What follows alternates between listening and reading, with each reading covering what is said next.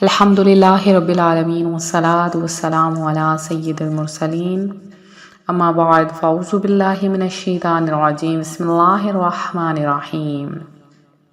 روحانی وظائف چینل کی جانب سے تمام معزز ترین ناظرین کو السلام علیکم۔ آج روحانی وظائف چینل آپ کے لیے ماہ شوال المکرم کے مہینے کا ایک ایسا عمل لایا ہے، اگر آپ اس عمل کو صبح کے وقت کریں گے تو اللہ تبارک و تعالی اگلی صبح آنے سے پہلے پہلے آپ کو غنی کر دے گا،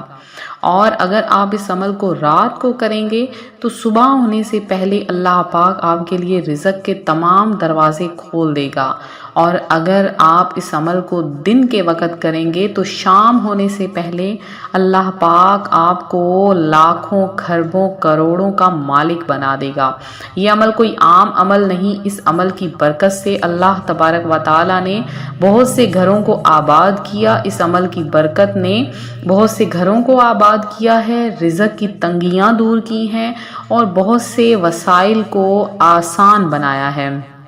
تو آج شوال المکرم کا بہت ہی خاص ترین وظیفہ میں آپ کے لیے لے کر حاضر ہوئی ہوں۔ ماہ شوال المکرم یوں تو بہت ہی زیادہ برکتوں والا مہینہ ہے، اس کے بارے میں حضرت ابو ایوب انصاری رضی اللہ تعالیٰ عنہ سے روایت ہے، رسول اللہ صلی اللہ علیہ وآلہ وسلم نے فرمایا ہے، جس نے رمضان المبارک کے روزے رکھے اور اس کے بعد ماہ شوال میں 6 نفلی روزے رکھے تو اسے سال بھر کے روزوں کا ثواب ملے گا۔ اب شوال المکرم کے کون سے 6 نفلی روزے ہیں؟ ویسے تو آپ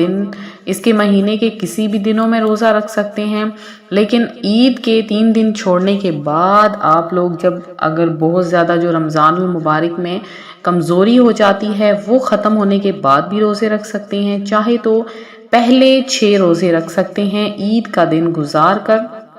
بہت زیادہ فضیلتیں ہیں اس مہینے کی، بہت زیادہ برکتیں ہیں، جیسے کہ ہر مہینے کی برکتیں ہیں ویسے ہی ماہ شوال المکرم کی بھی بہت زیادہ برکتیں ہیں۔ اس حدیث پاک کی شرح میں علماء فرماتے ہیں، رمضان کے روزے اور شوال کے روزے یہ کل 36 روزے ہو گئے اور ایک نیکی کا اجر 10 گنا ہوتا ہے۔ تو جب 10 کو 36 سے ضرب دیا جائے تو 360 جواب آیا، اور سال میں تقریباً 360 دن ہوتے ہیں، اس لیے یہ روزے رکھنے والا ہمیشہ روزہ رکھنے والے کی مثل ہے، یعنی وہ پورا سال روزے رکھنے والے کی طرح ہے اور اسے انہی کی طرح کا اجر و ثواب عطا کیا جاتا ہے جس نے پورا سال میں روزے رکھے۔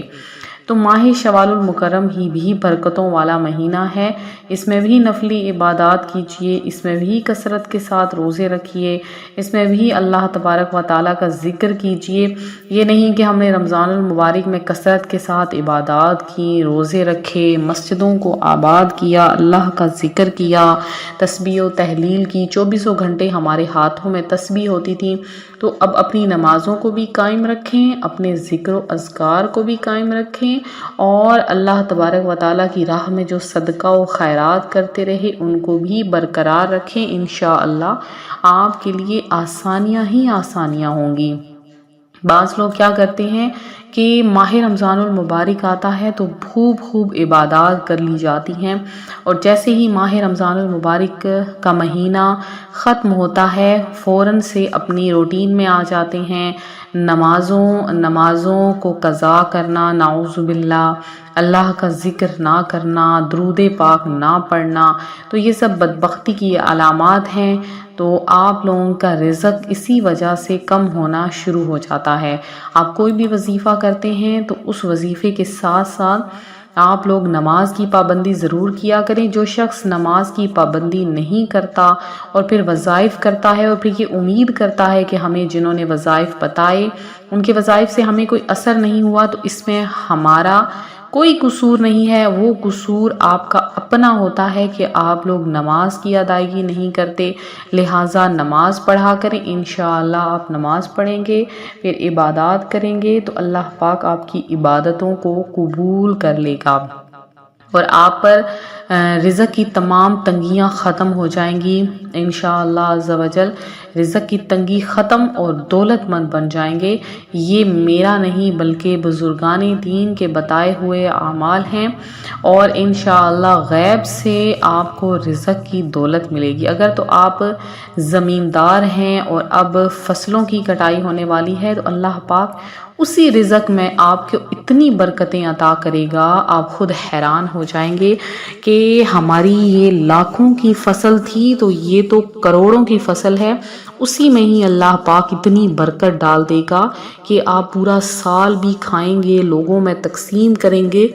لیکن اس میں کسی بھی قسم کی کوئی کمی بیشی نہیں آئے گی۔ تو آپ رزق میں کشادگی چاہتے ہیں، اللہ پاک آپ کے رزق میں برکت ڈالے گا، آپ کے رزق میں کشادگی لے کر آئے گا۔ تو آپ نے کیا کرنا ہے، بہت آسان سا وظیفہ آج روحانی وظائف چینل آپ کے لیے لایا ہے۔ آپ اس عمل کو کرتے جائیں اور پھر آپ اس کی برکتیں دیکھتے جائیں انشاءاللہ عز و جل۔ ادھر آپ وظائف کریں گے، ادھر اللہ پاک آپ کے لیے رزق کے تمام دروازے کھول دے گا، اور آپ کے لیے نعمتوں کی بارش ہوگی، اور آپ کے جتنے بھی پیسے ہیں وہ ڈبل ہو جائیں گے، اور دولت کی فراوانی ہو جائے گی۔ بس آپ نے یہ وظیفہ زیادہ دن نہیں، بس تھوڑے سے دن آپ نے یہ عمل کرنا ہے، انشاءاللہ آپ پر دولت کی برسات ہوگی اور غیب سے دولت آئے گی۔ اب آپ نے کیا کرنا ہے کہ آپ باوضو ہو جائیے، نماز کی ادائیگی کیجئے، پھر آپ نے یہ آسان سا وظیفہ، سب سے پہلے تو آپ نے کیا کرنا ہے کہ 3 مرتبہ درود پاک پڑھ لینا ہے۔ اب ہمیشہ میں درود پاک تا کی اعداد میں بتاتی ہوں، تو درود پاک کو جب بھی وظائف کریں تو تا کی اعداد میں، تاک اعداد میں پڑھا کریں، جیسا کہ 3 11 ہو گیا، لیکن اگر آپ 100 کا ہندسہ مکمل کر لیتے ہیں تو یہ آپ کے لیے بہت ہی زیادہ بہترین ہوتا ہے۔ تو اب آپ نے کیا کرنا ہے کہ درود پاک پڑھ لیا، پھر آپ نے 1 مرتبہ سورہ واقعہ پڑھ لینی ہے۔ شوال المکرم میں سورہ واقعہ کی بہت زیادہ فضیلت وارد ہوئی ہے۔ اب آپ نے 1 مرتبہ سورہ واقعہ پڑھنی ہے، اور 300 بار یا سامدو یا سامدو یا سامدو،